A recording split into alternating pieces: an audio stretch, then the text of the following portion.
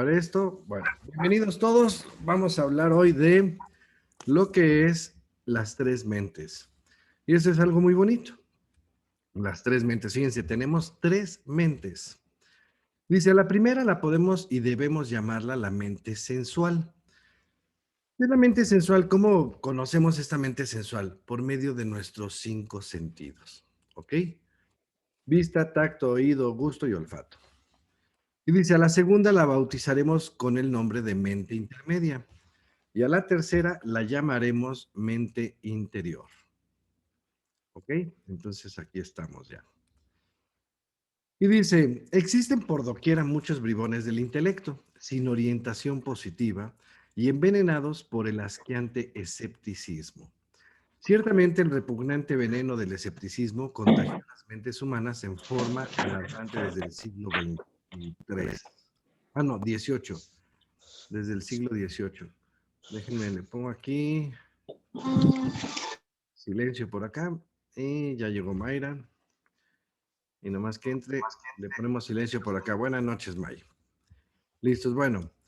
Entonces dicen, ciertamente el repugnante veneno del escepticismo contagió a las mentes humanas en forma alarmante desde el siglo XVIII. Antes de aquel siglo, la famosa isla Nontravada o encubierta, situada frente a las costas de España, se hacía visible y tangible constantemente. Imagínense ustedes que están ahí en España, en la costa, y de repente veían una isla. Y por momentos no veías la isla. ¿Esto qué nos dice? Que esa isla se pasaba a la cuarta dimensión. No hay duda de que tal isla se haya ubicado dentro de la cuarta vertical o cuarta dimensión. Muchas son las anécdotas relacionadas con esa isla misteriosa. Después del siglo XVIII, la citada isla se perdió en la eternidad. Nadie sabe nada sobre la misma. ¿Alguien ya vio La Mujer Maravilla, la última? Bueno, la penúltima. Si no la han visto. Sí, yo, está bien padre. Sí. Y si no, los que no la hayan visto, véanla, porque habla exactamente así, en una isla donde vive la Mujer Maravilla con todas sus gentes y todo eso, y nos habla de la cuarta dimensión, perdón, de la cuarta,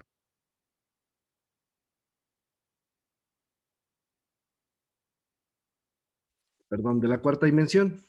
Y lo mismo vemos en Harry Potter, en su primer película. Nos enseña cómo dentro del mismo lugar nosotros nos podemos mover de una dimensión a otra, y es algo que es muy, pues muy de lo que existe, pero como no tenemos esa capacidad de ver todavía, pues no lo vemos. Después del siglo XVIII, la citada isla se perdió en la eternidad y nadie sabe nada sobre la misma. En las épocas del rey Arturo y de los caballeros de la mesa redonda, los elementales de la naturaleza se manifestaron por doquiera, penetrando profundamente dentro de nuestra atmósfera física. Y esos elementales son de la tierra, fuego, agua y aire. Ajá. Estos elementales los podemos ver en la película de Maléfica, la 1 y la 2. Estos elementales de la tierra, ¿quiénes son? Los gnomos, ¿sí? Como los de Blancanieves, que representan a nuestra Madre Divina, y los 7 enanos, ¿no? De esta parte. Y luego también ¿cómo se llama? Podemos ver los elementales del fuego, son las salamandras. Los elementales del agua son las ondinas o nereidas, lo que llamaríamos sirenas. Y del aire son los silfos o sílfides, que serían esas haditas, ¿no? Entonces, todos estos elementales se aparecían antes. Hoy día no se aparecen. ¿Por qué? Porque se cuidan. ¿Por qué? Porque saben el estado interior en el cual se encuentra la humanidad. Y pensando que cualquiera de nosotros, si nos encontráramos un gnomo, ¿qué haríamos? Lo mismo que con un extraterrestre. Disecarlo, venderlo, abrirlo, matarlo y sacarnos la lotería, ¿no? Porque es algo que muchos no lo ven, pero los que lo logran ver, pues mejor se quedan calladitos y lo dejan así guardado. Entonces, en la época del rey Arturo y de los caballeros de la mesa redonda, estos elementales de la naturaleza se manifestaron, o sea, se enseñaban, se mostraban, penetrando profundamente dentro de nuestra atmósfera física. Y ya después, ¿qué hicieron? Pues se desaparecieron, se pasaron a la cuarta dimensión. Son muchos los relatos sobre duendes, genios y hadas que todavía abundan en la verde Erin de Irlanda. Si ustedes ven en Irlanda, pues está representada por un gnomo, ¿sí? y entonces Lechin, no me acuerdo cómo se llama, pero bueno, el mono este y su trébol de 4 hojas, ¿no? Que quien lo encuentra, se habla de buena suerte, etcétera. Pero es que estos elementales, pues se hicieron, antes se hacían visibles y ahora ya no. Y esto abundaba en la Verderim, en Irlanda. Desafortunadamente, todas estas cosas inocentes, toda esta belleza del alma del mundo, ya no es percibido por la humanidad, debido a las aviondeces de los bribones del intelecto y al desarrollo desmesurado del ego animal.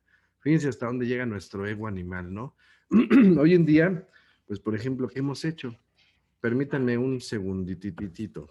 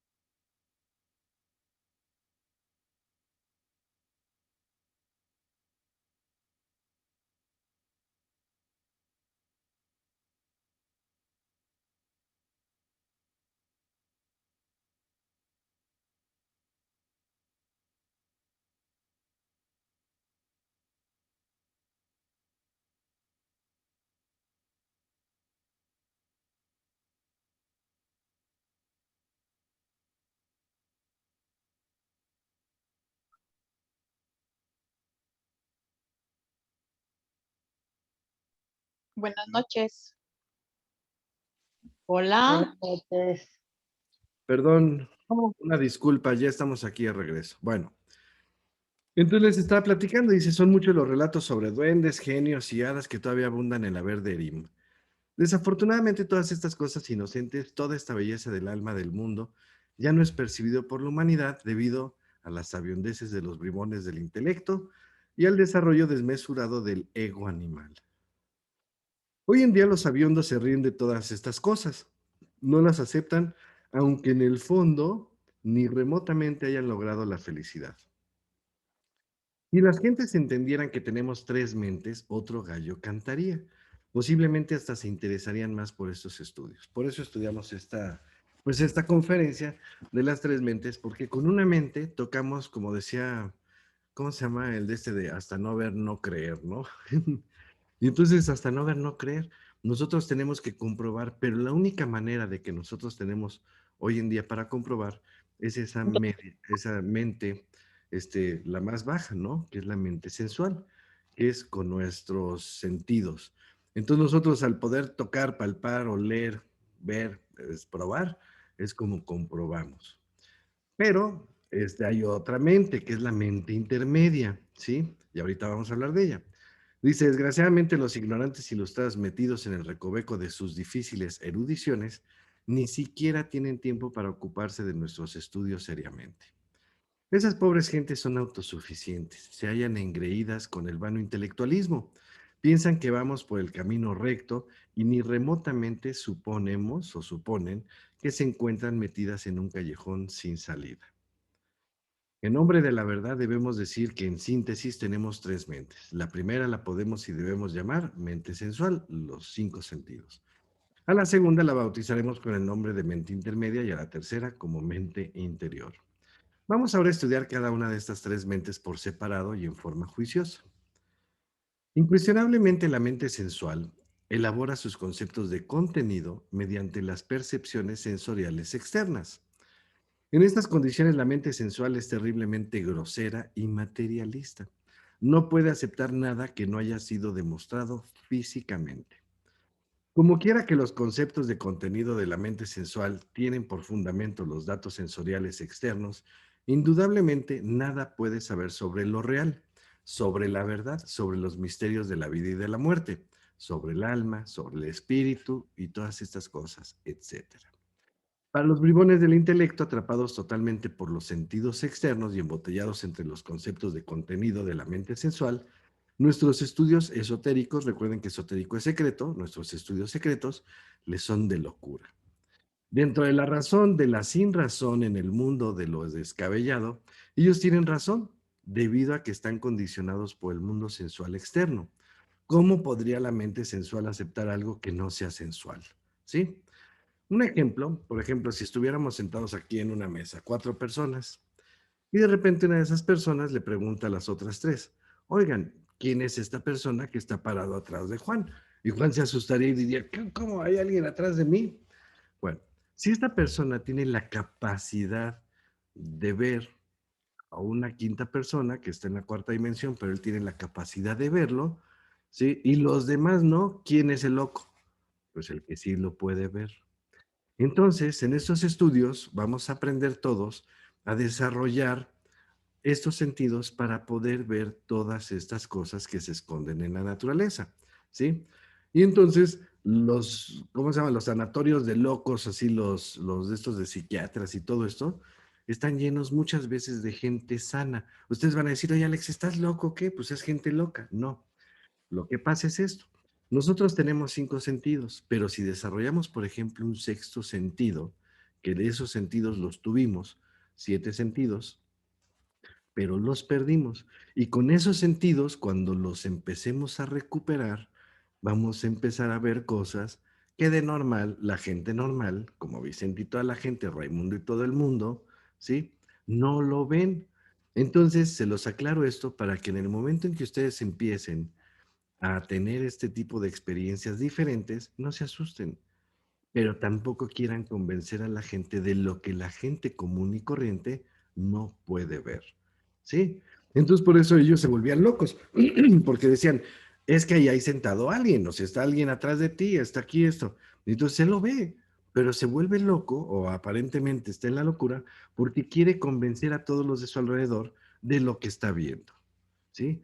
Pero no tuvo esta clase donde explicamos de tal manera que vamos a desarrollar estos sentidos y que si los demás no tienen estos sentidos para ver, entonces el loco es el que sí está sano y el que sí ve. ¿Ok? Entonces, vamos a seguir. Si los datos de los sentidos sirven de resorte secreto para todos los funcionalismos de la mente sensual, es obvio que estos últimos tienen que originar conceptos sensuales. ¿Ok? Mente intermedia es diferente. Sin embargo, tampoco sabe nada en forma directa sobre lo real. Se limita a creer. Eso es todo. Nosotros creemos en Dios y Dios vive presente en todas las religiones, pero creemos, pero no damos fe de ello. No podemos ver a Dios, ¿sí? ¿Por qué? Porque nos encontramos en el nivel intermedio, que es una mente intermedia, que es de las creencias. Nos late como que sí, vemos por todos lados ángeles, ¿no? Y como para no quedar locos contra todos, decimos, bueno, pues los ángeles, pues con sus plumitas y sus alitas, y está en la iglesia y yo soy católico, o está en la iglesia y yo soy, bueno, en la sinagoga y yo soy judío, porque los judíos saben mucho de angiología. De hecho, toda la cábala hebraica se basa en la angiología. Entonces nos lo cuentan y nosotros decimos, creemos. Y un ejemplo para esto de creer es, por ejemplo, que nosotros tengo este encendedor y les digo, ¿creen que tengo este encendedor en la mano y de repente puede desaparecer o lo escondo, ¿no? Y les digo, ¿en cuál mano lo tengo? Y ustedes dicen, pues yo creo que está en la mano derecha. Y les digo, no, no está en la mano derecha. No, no, no, perdón, en la mano izquierda. No, y tampoco, o sea, como los abogados, cuando hacen un acta, dicen, doy fe y testimonio. Dar fe es darse cuenta de las cosas y eso es la mente superior. Pero nosotros estamos en una mente donde creemos, como que le atinamos, como que vamos a ver si le atino, ¿no? Porque creemos es muy diferente de dar fe. Y dar fe es cuando nosotros decimos, Veo que Alex tiene en la mano derecha un encendedor marca Vic de color naranja que prende y que tiene gas y que bla, bla, bla, bla, bla. Por eso ¿cómo se llaman? Los abogados, en sus actas o en todo esto, ¿sí? Dan los hechos, pero dan fe de las cosas que suceden. Nosotros en esta mente intermedia nos limitamos a creer, ¿sí? Sin comprobar. Pero la mente interior es fundamental para la experiencia directa de la verdad.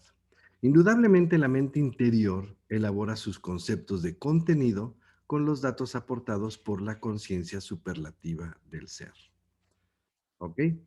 Mente interior es más arriba que la mente intermedia y mucho más arriba que la mente sensual. ¿Ok? Son las tres mentes.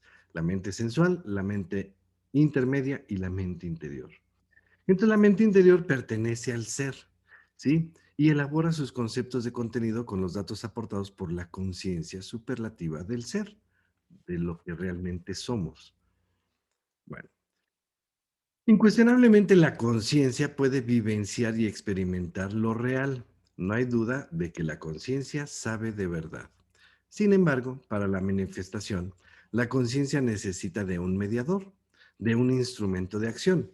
Y este en sí mismo es la mente interior, ¿sí? Como que se dice, ay, a ver si es por aquí, tal, tal, y de repente damos fe y testimonio, lo que les platicaba, y entonces ahí entra la mente interior, con la conciencia. Abrir la mente interior sería lo indicado a fin de salir del mundo de las dudas. ¿Por qué? Porque veríamos la verdad tal cual es. Y de la ignorancia, porque nos daríamos cuenta de las cosas tal como son. Esto significa que solo abriendo la mente interior nace la fe auténtica en el ser humano, ¿sí? Damos fe y testimonio de las cosas.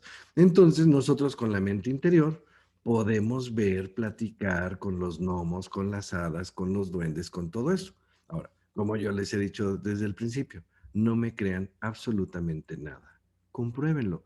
Y para comprobarlo, pues tenemos que ir siguiendo toda esta enseñanza, haciendo todo este trabajo, a fin de despertar estos 7 sentidos que tenemos bloqueados para poder regenerar nuestro cuerpo o nuestros cuerpos y poder recuperar la clarividencia, ¿no? Todo el mundo dice, ¿qué es la clarividencia? ¿Es como artes adivinatorias? No, dividan la palabra.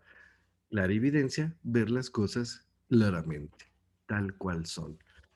Pero como tenemos el ego y tenemos velos que nos impiden ver las cosas tal cual son, entonces tenemos que recuperar esos sentidos que nos han hecho que nosotros no veamos las cosas o la realidad tal cual es. Mirar esta cuestión desde otro ángulo, diremos que el escepticismo materialista es la característica peculiar de la ignorancia.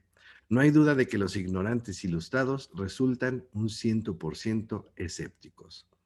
La fe es percepción directa de lo real, sabiduría fundamental, vivencia de eso que está más allá del cuerpo, de los afectos y de la mente. Distíngase la fe y la creencia. Las creencias se encuentran depositadas en la mente intermedia.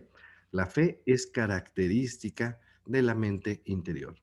Desafortunadamente existe siempre la tendencia general a confundir la creencia con la fe. Y eso me lo quité yo hace muchos años, desde que empecé a estudiar esto, porque empecé a comprender este concepto. Nosotros creíamos en Dios, nosotros creíamos lo que nos decían, pero cuando nosotros lo experimentamos en realidad de verdad, nos damos cuenta de las cosas tal cual son. ¿Ok? Y eso se hace, la fe auténtica es sapiencia vívida, cognición exacta, experiencia directa. Nosotros, por ejemplo, yo les puedo decir, el fuego quema, el fuego quema, el fuego quema. Y tú puedes ver así el fuego y dices, no entiendo ni sé qué es que queme, ¿sí? O que te haga una ampolla, lo que sea. Nosotros tenemos que tener la experiencia directa para sentir el fuego y entonces saber que nos quema. Pero al desarrollar nosotros todo este trabajo interior, nos podemos dar cuenta de las cosas tal cual son. Sucede que durante muchos siglos se ha confundido a la fe con la creencia y ahora cuesta mucho trabajo hacerles comprender a las gentes que la fe es sabiduría verdadera y nunca vanas creencias. Los funcionalismos sapientes de la mente interior tienen como resortes íntimos todos esos datos formidables de la sabiduría contenida en la conciencia. Quien ha abierto la mente interior recuerda sus vidas anteriores. Fíjense, esto es bien bonito. Nosotros cuando despertamos nuestra mente interior, entonces va a ser muy fácil nosotros poder saber quiénes éramos, de dónde venimos, dónde estábamos antes de nacer. Conoceríamos los misterios de la vida y de la muerte. Perfecto. Morí, desencarné, volví a tomar cuerpo y entonces otra vez empiezo a trabajar en mi interior, en esta vida, que es un instante lo que vamos a permanecer aquí nada más, pero para nosotros se nos hace una eternidad, ¿no? Cuando tenemos 2 años queremos tener tres, cuando estamos adolescentes queremos ser adultos, para seguir experimentando e ir viendo las cosas así. Pero no, cuando abrimos la mente interior empezamos a recordar y entonces logramos tener un punto de partida para conocer los misterios de la vida y de la muerte, ¿sí? No por lo que hayamos leído o dejado de leer, no por lo que otro haya dicho o dejado de decir, no por lo que se haya creído o dejado de creer, sino por experiencia directa. Así como platicamos de que nos quemamos, así todo eso es experiencia directa, experiencia vívida y terriblemente real. Esto que estamos diciendo no le gusta a la mente sensual, no puede aceptarlo, porque se sale de sus dominios. Nada tiene que ver con las percepciones sensoriales externas, es algo ajeno a sus conceptos de contenido, a lo que nos enseñaron en la escuela, a lo que aprendimos en distintos libros, etcétera, etcétera. ¿Sí? Yo les puedo contar un cuento, contar una teoría, todo eso, pero cuando nosotros lo experimentemos, cuando nosotros vivamos, es cuando realmente tenemos esa experiencia directa con las cosas y eso es lo que venimos a experimentar. Pero si no tenemos esa mente intermedia o esa mente interior desarrolladas, entonces con la mente sensual no podemos, es imposible que logremos tener este aprendizaje o esta enseñanza que está ahí y estas verdades o esta realidad que están ahí, pero que no tenemos hoy por hoy la capacidad de verlas. Un niño, cuando es niño, todavía el ego no actúa como debe de actuar en el niño. Y entonces el niño tiene sus amigos imaginarios. Todos nosotros tuvimos nuestros amigos imaginarios. Todos nosotros cuando éramos niños teníamos esa mente interior despierta y vívida y podíamos experimentar cosas preciosas. Pero conforme fuimos creciendo, conforme nos fuimos educando, ¿sí? Maleducando, ¿no? Oye, no digas tonterías, claro que no existe, ¿se acuerdan si ustedes creyeron en Santa Claus o en los Reyes Magos? Los veían y los con la imaginación, pero en la noche cerrábamos nuestros ojos y los veíamos claramente y lo fuimos perdiendo. Y así fuimos cerrando nosotros toda esa capacidad de asombro con la cual de niños, tú pregúntale a un niño y te va a decir cosas maravillosas. De hecho, los niños están mucho más conscientes que los adultos. Nosotros conforme vamos creciendo, creemos que vamos madurando y no, conforme vamos creciendo, vamos generando más ego y eso nos va cerrando toda esta magia hasta que acabamos terrible. Pero cuando llegamos ancianos y ya estamos a punto de morir, ¿qué creen? Nos vuelven a abrir, ¿para qué? Para darnos cuenta que la realidad era otra. Y entonces ya casi para morir nos damos cuenta, por eso los viejitos tienen ese tipo de alucinaciones, de que ven cosas, de que no saben dónde están, de que dicen soñé con mi mamá o soñé esto, y lo vamos a experimentar todos, pero demasiado tarde. ¿Por qué? Porque en ese punto nos vamos a quedar y entonces vamos a regresar a este plano. ¿Sí? Si Dios lo permite, si hicimos lo correcto o estamos con esas ganas todavía de seguir en nuestro trabajo interior, si no involucionamos. Y entonces, si nosotros llegamos a ese punto ya en nuestra vejez y todo eso, nos vamos a dar cuenta que realmente no logramos hacer lo que debíamos de hacer. Esto que estamos diciendo tampoco es aceptado por la mente intermedia, porque de hecho contraría sus creencias, desvirtúa lo que sus preceptores religiosos le hicieron aprender de memoria, ¿sí? Nos lo hicieron aprender de memoria, pero no nos lo dejaron experimentar por nosotros. Jesús el Gran Kabir advierte a sus discípulos diciéndoles, cuidaos de la levadura de los saducios y de la levadura de los fariseos. Es ostensible que Jesús el Cristo, con esta advertencia, se refirió a las doctrinas de los materialistas saducios y de los hipócritas fariseos. La doctrina de los saduceos está en la mente sensual, ¿sí? Ahí están, eso es lo que nos enseñaron. Hasta no ver, no creer, hasta no tocar, no esto. Esa es la mente sensual. ¿Y cómo lo experimentas? Con tus 5 sentidos. Es la doctrina de los cinco sentidos. La doctrina de los fariseos se halla ubicada en la mente intermedia. Esto es irrefutable, irrebatible. Es evidente que los fariseos concurren a sus ritos para que se diga de ellos que son buenas personas, para aparentar ante los demás, mas nunca trabajan sobre ellos mismos. No sería posible abrir la mente interior si no aprendiéramos a pensar psicológicamente. Y les recuerdo, psique es alma, logos estudio, si no pensáramos en el estudio del alma. Incuestionablemente, cuando alguien empieza a observarse a sí mismo, cuando empecemos realmente a observarnos a nosotros mismos, eso es señal de que estamos comenzando a pensar psicológicamente. En tanto uno no admita la realidad de su propia psicología y la posibilidad de cambiarla fundamentalmente, indubitablemente no siente la necesidad de la autoobservación psicológica, o sea, de ser justos con nosotros mismos sin autoconsiderarnos, sino darnos cuenta de las cosas que estamos haciendo, que muchas de ellas nos tienen en donde estamos.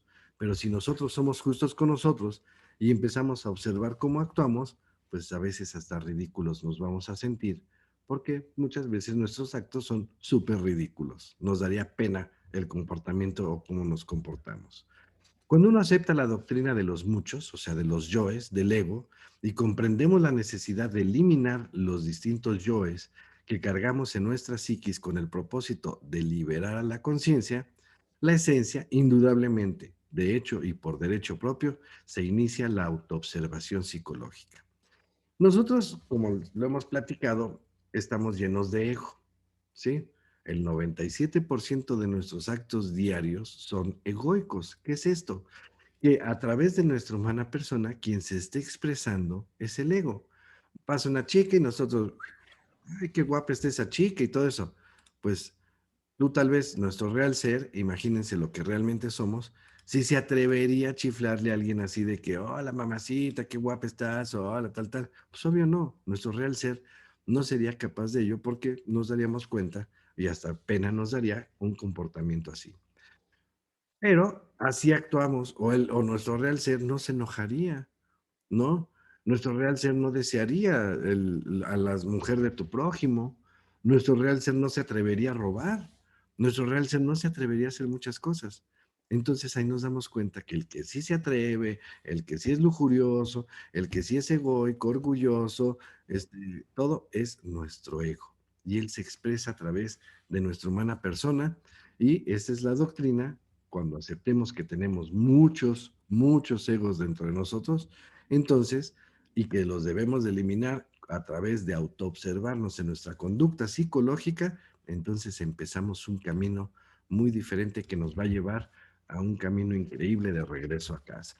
Obviamente la eliminación de los elementos indeseables en nuestra psiquis, que en nuestra psiquis cargamos, origina la apertura de la mente interior. Todo esto significa que la citada apertura es algo que se realiza en forma graduativa. A medida que vayamos aniquilando el ego, esos elementos indeseables, entonces vamos a ir dejando que nuestro ser sea el que se exprese. Y nuestro ser es el que utiliza esta mente interior. ¿Sí? El ego utiliza todo lo sensual y parte de la mente interior. Pero cuando empezamos digo, de la intermedia, pero cuando empezamos a trabajar, ya empezamos a usar más la mente intermedia, empezamos a creer, empezamos a como que animarnos a buscar, pero cuando ya trabajamos más serio en esto, entonces quien actúa a través de nuestra humana persona es nuestro real ser, ¿sí? Nuestra esencia, lo que realmente somos, ya no el ego, y entonces utilizaremos ahí la mente interior. Quien haya eliminado los elementos indeseables de su interior en un 100%, obviamente también habrá abierto su mente interior en un 100%. Una persona así poseerá la fe absoluta. Ahora comprenderemos las palabras del Cristo cuando dijo, si tuvieseis fe como un grano de mostaza, moveríais montañas. Claramente, a través de la experiencia hemos podido comprobar que es imposible comprender eso que se llama amor. Amor hasta que hayamos comprendido en forma íntegra el complejo problema de la mente. No podemos hablar de amor si no comprendemos el problema que tenemos en la mente. Todos esos problemas van en contra del amor. Quienes suponen que la mente es el cerebro están totalmente equivocados. La mente es energética, sutil, puede independizarse de la materia. Puede en ciertos estados hipnóticos o durante el sueño normal transportarse a sitios muy remotos para ver, oír y palpar lo que está sucediendo en esos lugares, ¿sí? O sea, la mente es una energía que nosotros usamos y mañana o al rato vamos a ver lo que es la mente universal y es algo precioso, pero no es el cerebro. En los laboratorios de parapsicología se hacen notables experimentos con sujetos en estado hipnótico. Muchos sujetos en estado hipnótico han podido informar con minuciosidad de detalles sobre acontecimientos, sobre personas o sobre situaciones que durante su trance hipnótico se estuvieron sucediendo a remotas distancias. Los científicos han podido verificar después de esos experimentos la realidad de estas informaciones. Han podido comprobar la realidad de los hechos, la exactitud de los acontecimientos. Si nosotros muchas veces, por ejemplo, es algo que ya perdimos, ¿sí? Que es algo que tenemos que recuperar, esa intuición, ese darnos cuenta de las cosas, ¿sí? ¿Y por qué? Porque ya no nos creemos, ya dudamos, ya entran mil conceptos antes de que nosotros veamos las cosas tal cual son. Y hay mucha invención y la mente es traicionera. Por medio de la mente se expresa el ego y el ego nos hace cometer errores. Entonces, si nosotros tenemos ego, por ejemplo, de los celos, pues nuestras historias van a ser terribles sobre celos y sobre cosas así y vamos a inventar cosas espantosas sobre celos y todo eso, con historias. Y la persona que está tranquila en su casa y que ni siquiera ha hecho nada, pero nosotros con nuestra mente podemos destrozar nuestra relación, destrozar nuestras familias, destrozar eso, nada más con celos, o con ira, o con enojo. ¿Cuántas veces no nos pasa de, oigan, yo dejé mis cigarros o mi de este aquí, ¿quién lo agarró? Y entonces nuestra mente empieza, sí, él lo agarró, y nos vamos con unas historias como hilo de media, culpando, juzgando, peleando, tal, tal. Y cuando te das cuenta, los cigarros, tú los habías puesto en la mesa, pero pusiste una toallita encima de los cigarros y por eso no lo ves. ¿Cuántas historias así, cuántos problemas hemos creado por permitir que el ego se exprese a través de nuestra mente, ¿sí? Y entonces meternos en tantos problemas. Y con esos experimentos de los laboratorios de parapsicología está totalmente mostrado por la observación y la experiencia que el cerebro no es la mente. Realmente y de toda verdad, podemos decir que la mente puede viajar a través del tiempo y del espacio, independientemente del cerebro, para ver y oír cosas que suceden en lugares distantes. Si ustedes se concentraran realmente y aprendemos a concentrarnos y aprendemos a tratar de ver, primero háganlo en su casa, cierren sus ojitos, ahorita lo pueden cerrar, ¿no? Nadie prende la cámara o casi nadie. Cierren y traten de recordar la última escena de lo que vieron, de lo que tienen frente a ustedes, de las cosas que hay, de las cosas que hay a su espalda, de cómo es su casa, cómo se distribuye, qué hay en los floreros, qué hay esto y lo otro. Si empezamos a hacer este tipo de ejercicios, cuando pierdas algo, cierra los ojos y ese algo se va a manifestar y te vas a dar cuenta porque lo vas a poder ver literal en donde dejaste los cigarros y cosas así. La realidad de las extrapercepciones sensoriales ya está absolutamente demostrada, y solo a un loco de atar o a un idiota podría ocurrírsele negar la realidad de las extrapercepciones. El cerebro está hecho para elaborar el pensamiento, pero no es el pensamiento. El cerebro tan solo es el instrumento de la mente, pero no es la mente. Nosotros necesitamos estudiar a fondo la mente si es que de verdad queremos conocer en forma íntegra eso que se llama amor. Los niños y los jóvenes varones y mujeres tienen mentes más elásticas, dúctiles, prontas y alertas. Muchos son los niños y jóvenes que gozan preguntando a sus padres y maestros sobre tales o cuales cosas. Ellos desean saber algo más, quieren saber y por eso preguntan. Observan, ven ciertos detalles que los adultos desprecian o tristemente ya no percibimos. Conforme pasan los años, conforme avanzamos en edad, la mente se va cristalizando poco a poco. La mente de los ancianos está fija, petrificada, ya no cambia ni a cañonazos. Los viejos ya son así y así mueren. Ellos no cambian. Todo lo abordan desde un punto físico, desde un punto fijo. La chochera de los viejos, sus prejuicios, sus ideas fijas, etcétera, parecen todo junto una roca, una piedra que no cambia de ninguna manera. Por eso el dicho vulgar de genio y figura hasta la sepultura. Se hace urgente que los maestros encargados de formar la personalidad de los alumnos estudien muy a fondo la mente a fin de que puedan orientar a las nuevas generaciones de manera más inteligente. Es doloroso comprender a fondo cómo a través del tiempo se va petrificando la mente poco a poco. La mente es el matador de lo real, de lo verdadero. La mente destruye el amor. Quien llega viejo ya no es capaz de amar porque su mente está llena de dolorosas experiencias, prejuicios, ideas fijas como punta de acero. Existen por ahí viejos verdes que se creen capaces de amar todavía, pero lo que sucede es que dichos viejos están llenos de pasiones sexuales seniles y confundimos y se confunde la pasión con el verdadero amor. Todo viejo verde y toda vieja verde pasan por tremendos estados de lujuria pasional antes de morir y ellos creen que eso es amor, ¿no? Esas historias de que se ligan a la viejita se cree enamorada, se muere y le saca todo el dinero a un joven, ¿no? Y al revés, ¿no? El amor de los viejos es imposible, porque la mente lo destruye con sus chocheras, con sus ideas fijas, con sus prejuicios, celos, experiencias, recuerdos pasionales, sexuales, etcétera. La mente es el peor enemigo del amor. En los países supercivilizados el amor ya no existe, porque la mente de las gentes solo huele a fábricas, a cuentas de banco, a gasolina y a celuloide. Existen muchas botellas para la mente. La mente de cada persona está muy bien embotellada en todos sus prejuicios. Unos tienen la mente embotellada en el abominable comunismo, otros tienen la mente embotellada en el despiadado capitalismo. Hay otros que tienen la mente embotellada en el América, en las telenovelas, en el Cruz Azul, en las Chivas, en el americano, en las películas pornográficas, en todo eso tenemos embotellada, en los coches, en el triunfo, en los negocios, en todo eso. Fíjense cómo la mente la tenemos ocupada en mil cosas que no valen la pena y nos olvidamos realmente del amor. Hay quienes tienen la mente embotellada en los celos, ¿sí? Viven su vida celosa, en el odio, en el deseo de ser rico, ¿no? Yo me acuerdo así, todo el mundo de chavito empezaba, ¿no? No, yo quiero ser rico, yo quiero ser... Y sí, lo logran, pero el costo que pusimos para lograr eso o los celos. ¿Cuántos amores no se han matado y no sean por celos y por historias que ni siquiera existen? ¿Sí? En odios.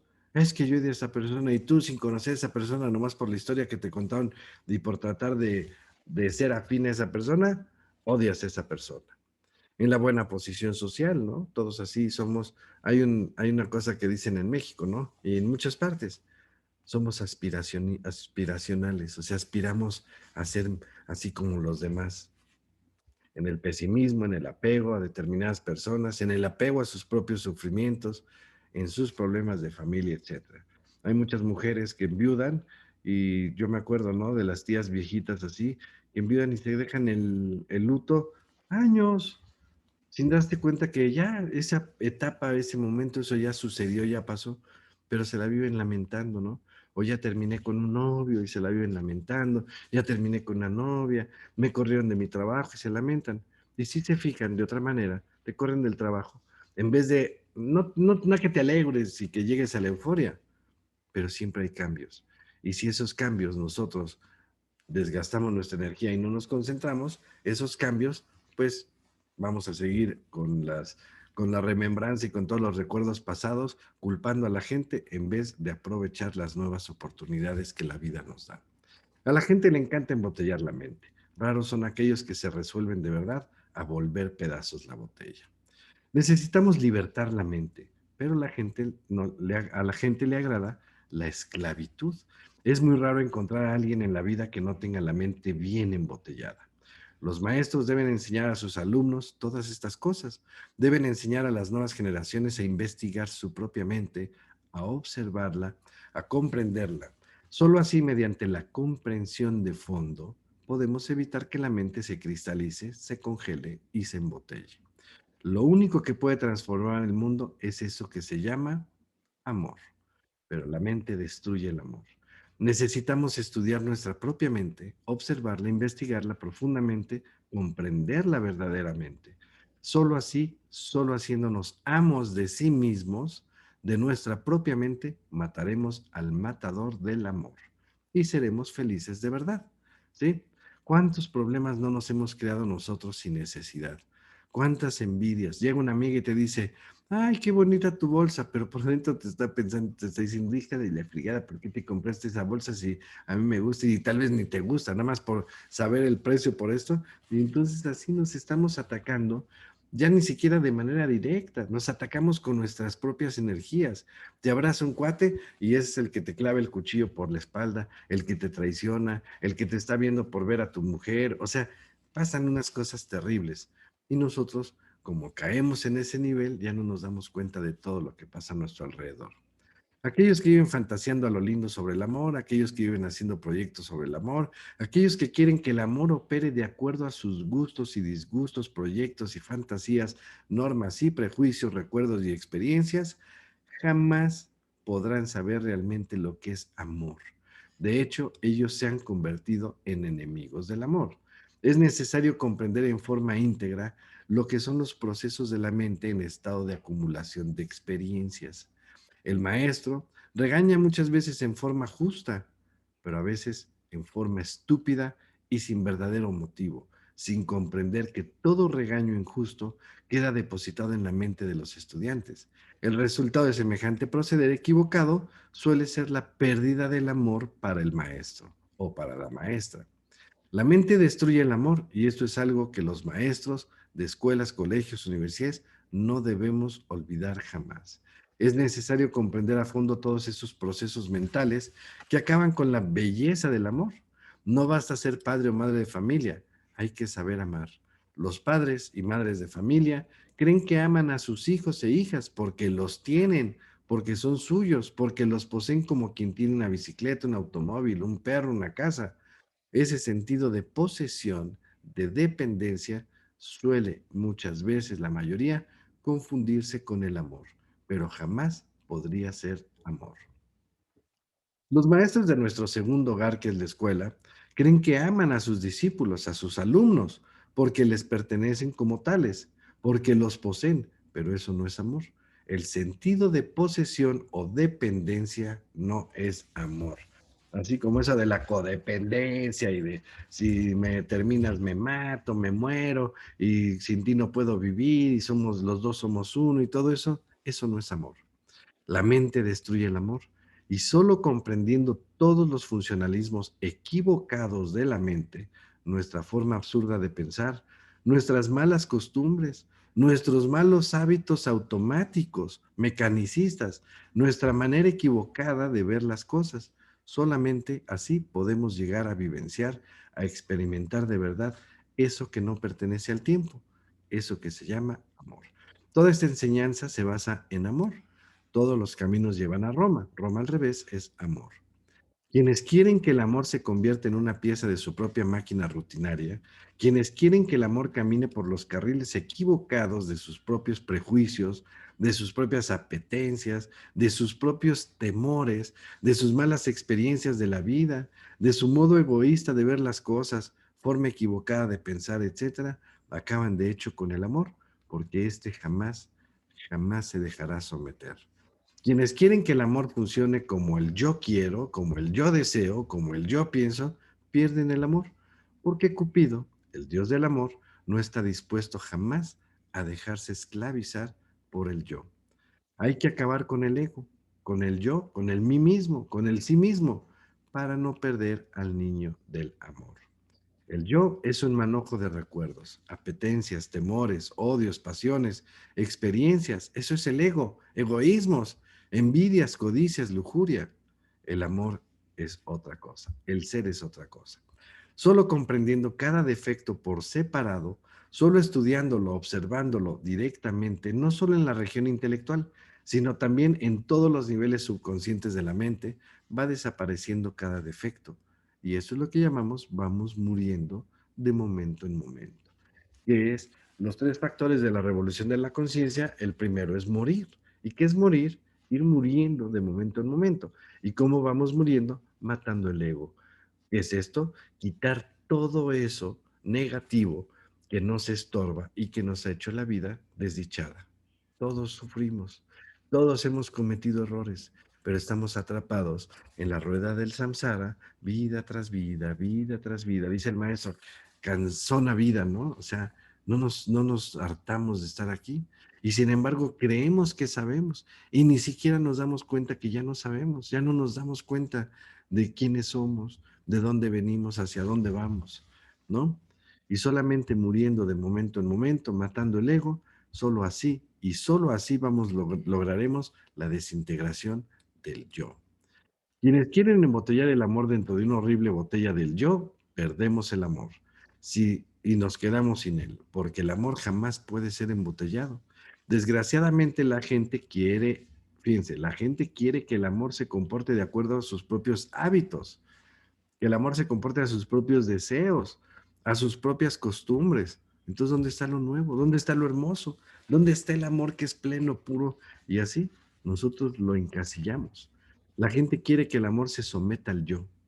Y eso es completamente imposible porque el amor no le obedece al yo.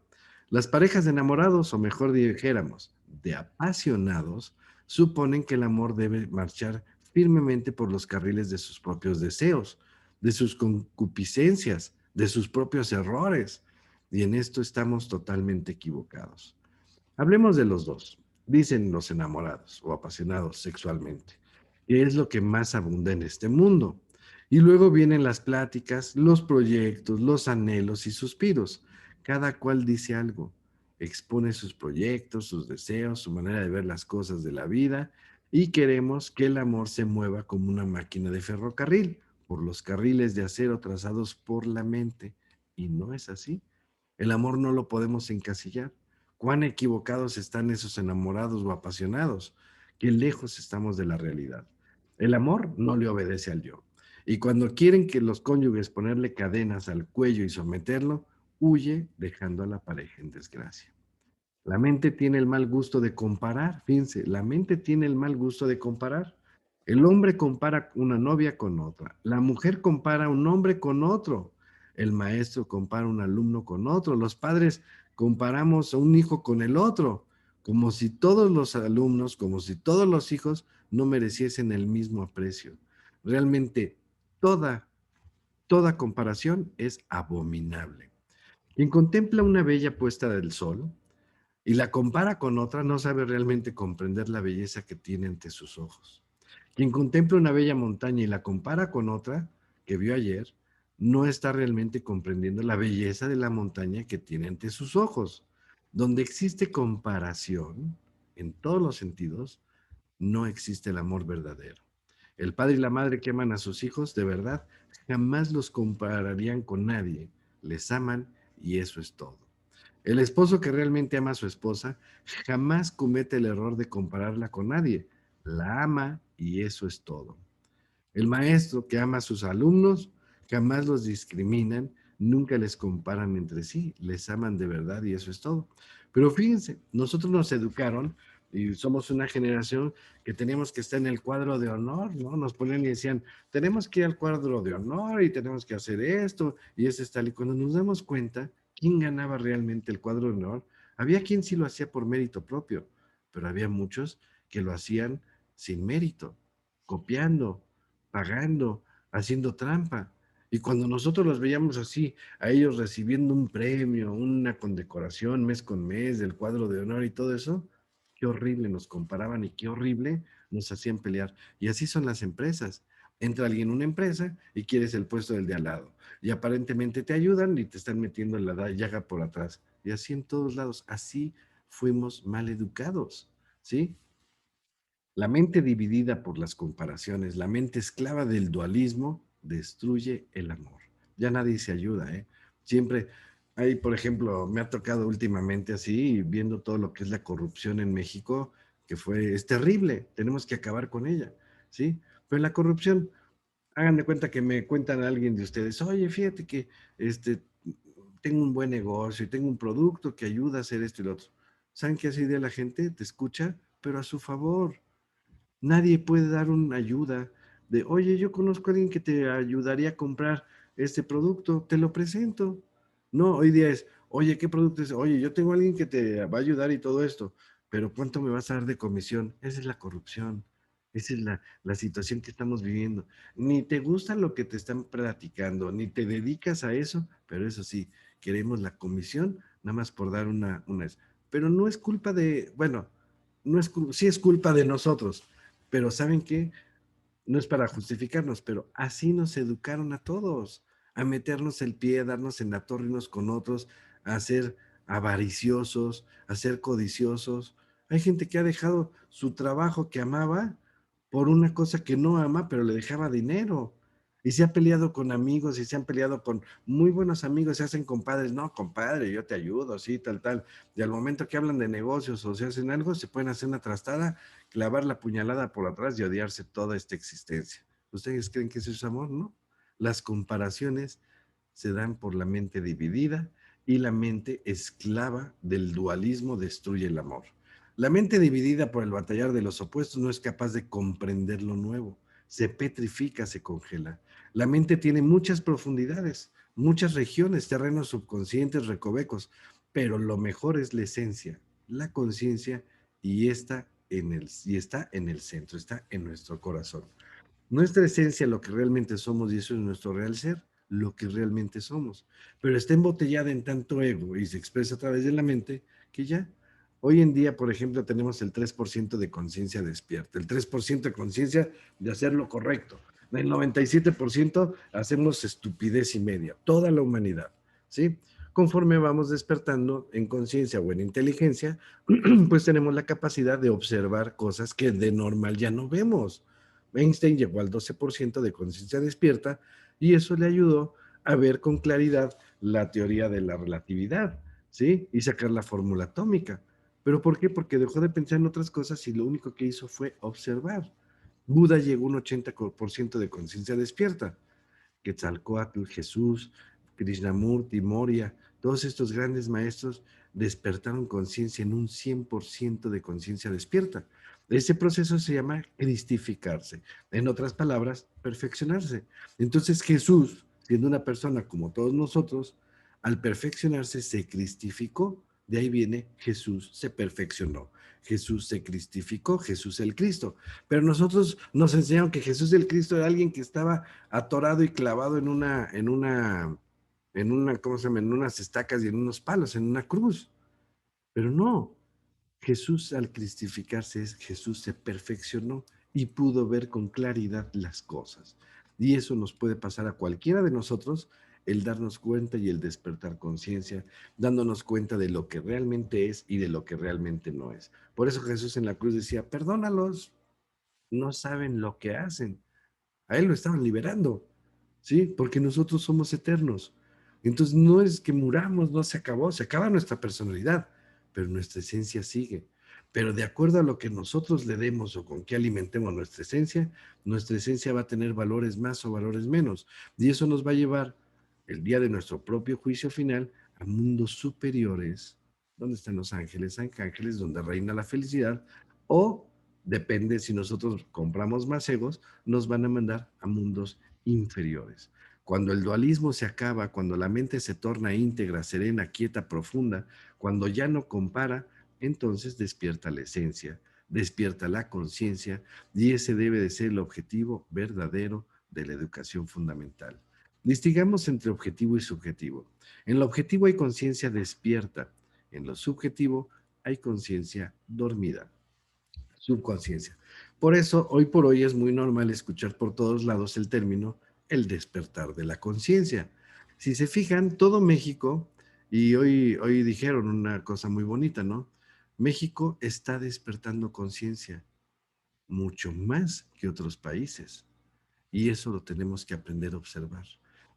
Por eso están ustedes aquí ahorita, porque su anhelo del corazón los trae a esto para el despertar de la conciencia. Y esto no es de ahorita, esto ya lleva un proceso. Y México está despertando conciencia, ya estamos cuidando más nuestros recursos naturales, ya estamos cuidando, ya cuando vamos a tirar algo a la calle, ya lo pensamos y decimos, no, mejor lo guardo y llegando a mi casa a un lugar, lo echo en el bote de basura. ¿Sí me explico? Estamos despertando conciencia y ni siquiera nos estamos dando cuenta del proceso que nuestro país está viviendo. Solo la conciencia objetiva puede gozar del conocimiento objetivo. La información intelectual que actualmente reciben los alumnos de todas las escuelas, colegios y universidades es subjetiva en un 100%. El conocimiento objetivo no puede ser adquirido sin conciencia objetiva. Los alumnos deben llegar primero a la autoconciencia y después a la conciencia objetiva. Solo por el camino del amor podemos llegar a la conciencia objetiva, llegar al conocimiento objetivo. Es necesario comprender el complejo amor, más bien, es necesario comprender el complejo problema de la mente, si es que de verdad queremos recorrer el camino del amor. Y bueno, pues con esto terminamos, con esta plática de las tres mentes. Espero que nos haya quedado claro a todos. La mente sensual, con los cinco sentidos, la mente intermedia, donde creemos, y la mente interior, que es con la cual damos fe de las cosas. En resumen es eso. Conforme nosotros vayamos trabajando en nuestro interior, vamos a ir despertando conciencia, nos vamos a ir dando cuenta de toda esta enseñanza del maestro y poco a poco como dicen, con padecimientos voluntarios, o sea, haciendo que las cosas sucedan en nosotros mismos, es conforme vamos a ir despertando conciencia y esto se hace paulatinamente. No es así de que, yo ya amanecí consciente. Sí puede darse así, pero para llegarse a dar así, tenemos que trabajar antes mucho para poderle poner el camino a nuestra esencia para que se exprese a través de nuestra humana persona. Entonces, el trabajo es duro y es padrísimo. Les voy a contar una cosa padrísima. ¿Cuál es el verdadero significado de nuestro, bueno, uno, en mi punto de vista, acuérdense, no me crean nada, de nuestro escudo nacional? El águila devorando a la serpiente, ¿sí? O el de los Rosacruces, ¿sí? Del lodo, del suelo, por ejemplo, el camino recto nos lleva hacia arriba, ¿sí? Hacia donde debemos llegar. Y las espinas son las pruebas que la vida nos pone. Es la vida en sí. Sí, a veces duele, pero si nosotros sabemos, no duele. Por eso los maestros dicen duele, pero no duele. ¿Y en qué se sublima la rosa? En una rosa hermosa y se sublima. Ese es el símbolo de los Rosacruces. Es un simbolismo alquímico, una transformación del lodo en una flor bella. Nosotros, en nuestro escudo nacional, es una transformación a través de las pruebas, ¿sí? De la serpiente, ¿sí? En el águila. Y si lo vemos ya profundamente nosotros tenemos semilla de ángel. Y la transformación que venimos a hacer en este plano es a transformarnos de este estado humanoide en un ángel. ¿Sí? Porque tenemos la semilla entre nosotros. El gusano se transforma en la mariposa. Y esto nos lo han enseñado por todos lados. Es un proceso alquímico. ¿Qué es la alquimia? La transformación de lo sucio del alma en el oro del espíritu. Entonces, todos los iniciados o todos los que empiezan a trabajar en su interior, empezamos a traer esa energía de afuera hacia adentro, hacia arriba, y esto nos va a ayudar que abramos esos 7 chakras, esos 7 sentidos con esta energía para que empecemos a recuperar esos sentidos y esos sentidos que son 7, 5 más 7 son 12, ¿sí? Son los 12 signos zodiacales, son las 7 notas musicales, son los 7 sentidos que perdimos, son los 7 sellos de Salomón, los 7 colores del arco iris, ¿sí? Y es lo que tenemos que reconquistar. Cuando nos expulsaron del Edén, nos quitaron esos sentidos y nos dijeron, yo no quiero dioses fornicarios aquí. Entonces nos quitan los sentidos y nos expulsan, ¿sí? ¿Por qué? Porque esos sentidos nos hacen volvernos y tutearnos de estar a un nivel de dioses. Pero si nosotros cometimos ese error, ¿se imaginan en una nueva era, en una era de oro, alguien con avaricia? No cabe. Alguien con lujuria? No cabe. Alguien con orgullo? No cabe. Entonces nosotros, si queremos pertenecer o queremos pasar a un nivel superior de conciencia o pertenecer a una sociedad completamente diferente después de cuando desencarnemos, pues tenemos que eliminar todo el ego que tenemos en el interior. Porque si nosotros nos vamos iracundos, ¿qué creen? Vamos a regresar con los iracundos. Si nosotros nos vamos lujuriosos, ¿dónde creen que vamos a regresar? Con los lujuriosos. Y eso va a desatar los celos, y eso va a desatar el odio, y eso va a desatar el alcoholismo y el orgullo, las drogas, tal. Por eso se refiere el maestro y dice esta vida cansona. ¿Les late regresar a lo mismo? A mí no. Entonces, el trabajo interior que tenemos que empezar a hacer sí o sí, a quien de corazón lo sienta, es este. el eliminar el ego, morir en nosotros mismos, para que nazca en nosotros lo nuevo y para que lleguemos a la autorrealización íntima del ser, que es el regreso directo a casa, ¿sí? En un nivel superior y no en un nivel en donde nos encontramos todos. Entonces, si se dan cuenta, ahorita estamos ya en un nivel inferior. ¿Y qué es un nivel inferior? Un infierno. Nada más que si nosotros anhelamos ir a un nivel superior, tenemos que quitar todas esas cosas que nos estorban para poder relacionarnos y reafinarnos con personas más refinadas, o sea, con personas y con seres que ya tienen menos ego y entonces podemos subir de nivel en una octava y eso lo vamos a ir comprendiendo a través de estos cursos. Pues hasta aquí mis palabras, ya terminé con esta clase. ¿Hay alguna pregunta? Escríbanmela por inbox o apago aquí la grabación.